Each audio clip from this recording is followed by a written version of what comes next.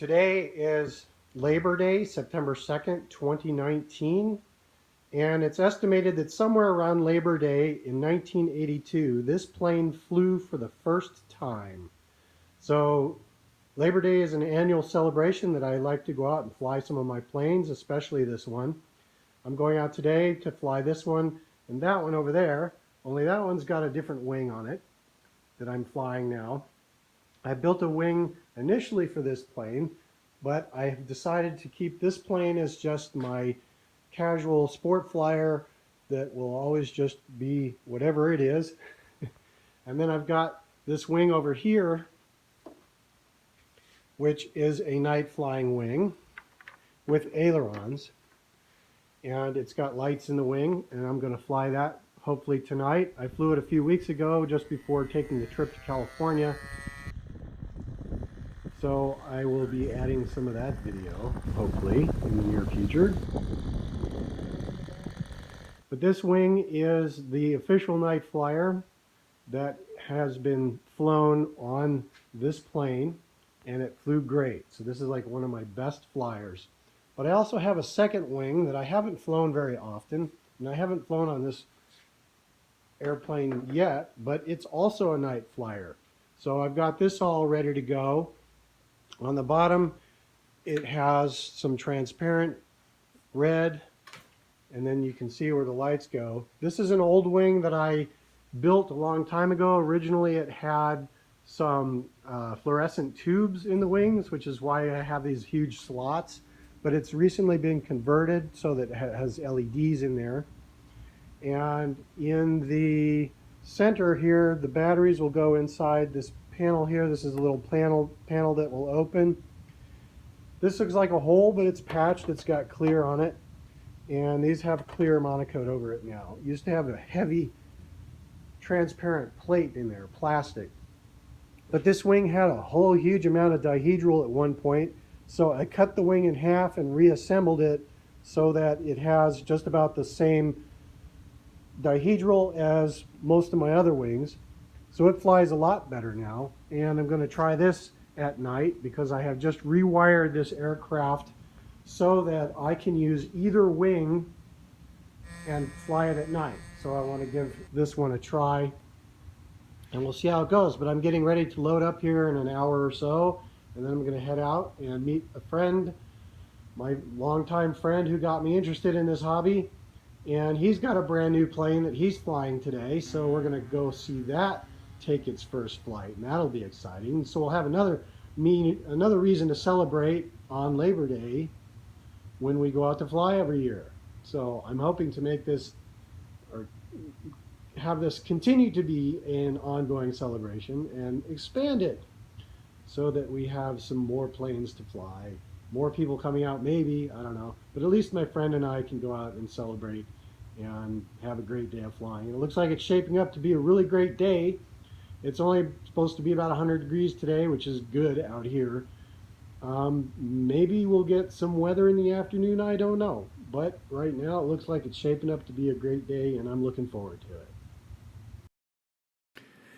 It's hard to believe that it has been 37 years since I built and flew this plane for the first time on or around Labor Day weekend in 1982, which is why I like to celebrate this, or try to celebrate this every year on Labor Day. But I wanted to make sure that I gave my friend Dave a hand and be there to support him and get some footage of his plane, the Bumble Bee he calls it, which is a modified Señorita, before taking mine up, because he's always been there to help me. So here's his maiden flight, which went very well.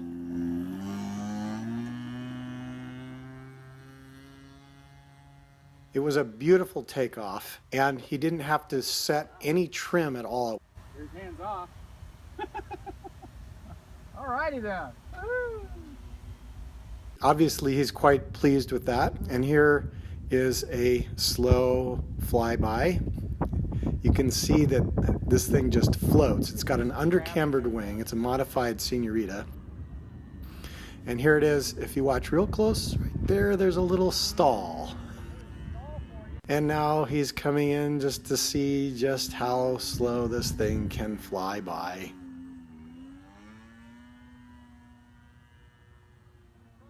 And here it is. It's coming in for its first landing. And he makes it look just so easy. And why land it when you can just take off again? So his first landing was a touch and go. Here he is coming in for another landing. And it is a feather touch. It's hard to really get a sense of what the air is like on this day. It was a little breezy, but this thing seems to have no trouble. It's got a GMS 25 engine on it, which is a little underpowered, but the airframe is so light that it just doesn't take much power to get it up in the air at all.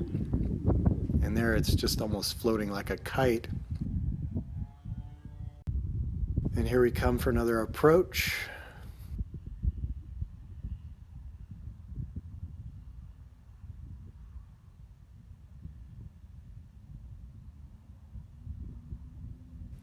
This is what it's like all day long with this airplane, just coming in, kissing the ground, and taking off again. Just a feather in the wind.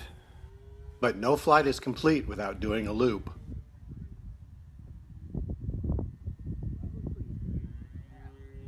And you wouldn't think that this airplane would fly inverted, but he had to try. And there it is. Doesn't like to maintain altitude, especially with an under-cambered airfoil. After David got a few flights in, I took my 37-year-old Balsa USA Stick 40 into the sky, but I didn't get any footage of it, unfortunately. I didn't have the camera on it. I wanted to conserve my camera battery for the night flyer because I wanted to get some shots through the sunset and into the night.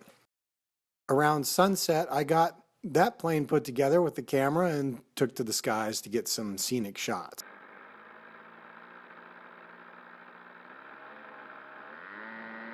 And here it is taking off for its first flight of the day.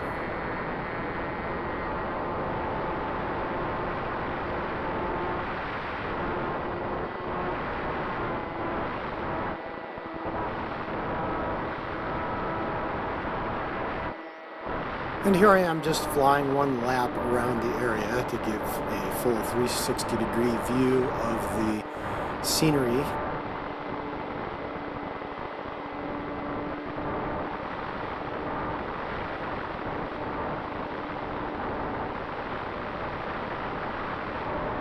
And there you can see our vehicles down below. Mine, David's, and his friend Gary's, who showed up. And here I'm making a flyby just to wave my wings at everybody.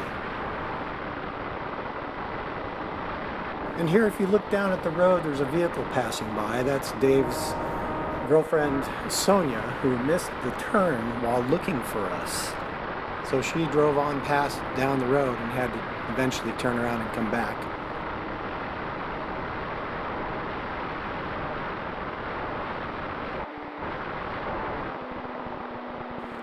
And here, if you look closely down below, you can see Dave's Bumble Bee taking to the sky. It looks like he was doing a vertical stall just before it disappeared out of frame. And there it's passing by again down below, if you caught that real quick.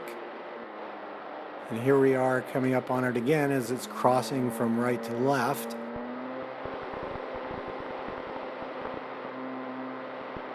And then if you look very closely, quickly at the top right, you can see it going past in the other direction.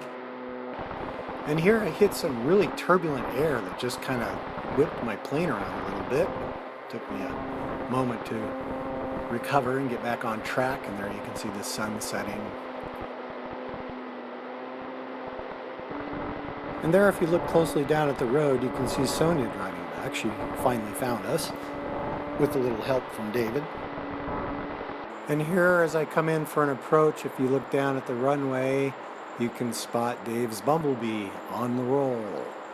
Looks like he's taken off again. And there it is, taken to the sky as I make my evasive maneuver. And here's a shot of the whole gang. Sonia, David, his friend Gary, and me all looking up at the sky. Except for Gary, I don't know what he's looking at. He may be more interested in Sonia's banana bread.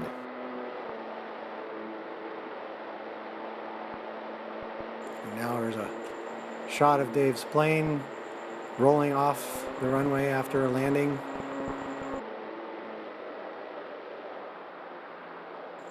And here I'm coming in for a close-up. Not too close. And here's just a flyby. You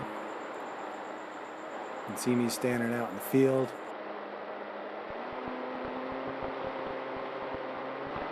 And here I wanted to just give a flyover over the aqueduct. This is the California-Arizona project, or CAP water. This comes all the way from California, and we just happen to fly right next to where it branches off here. It goes, looks like it goes somewhere west and somewhere south. South undoubtedly goes to Tucson, but I'm not sure where it goes this direction. And here's just a view of the beautiful sunset as we approach Picacho Peak, halfway between Tucson and Phoenix in sunny Arizona. Just taking in the view. Sometimes I just like to hang the plane up in the headwind and just let it float there as long as I can.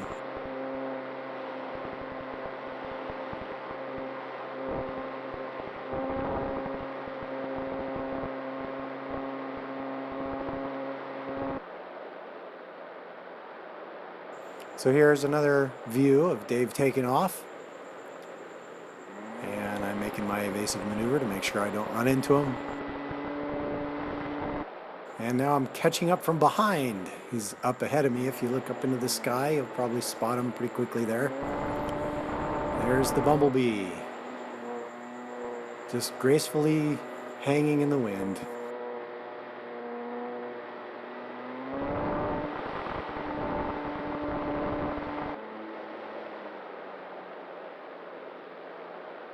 And now I'm making my landing. Hit a little turbulence on approach. No problem. I have ailerons now. Nice landing. Except that I killed the engine. Had my idle set too low. So I had to walk out to pick it up, start it up, and take off again. Now, this was supposed to be my night flight. You can see kind of that the lights are on and the sun is below the horizon now. But things didn't go as planned. I have a whole other video on this incident, so I'm not going to say anything more. I'll just let you watch it and see what happens.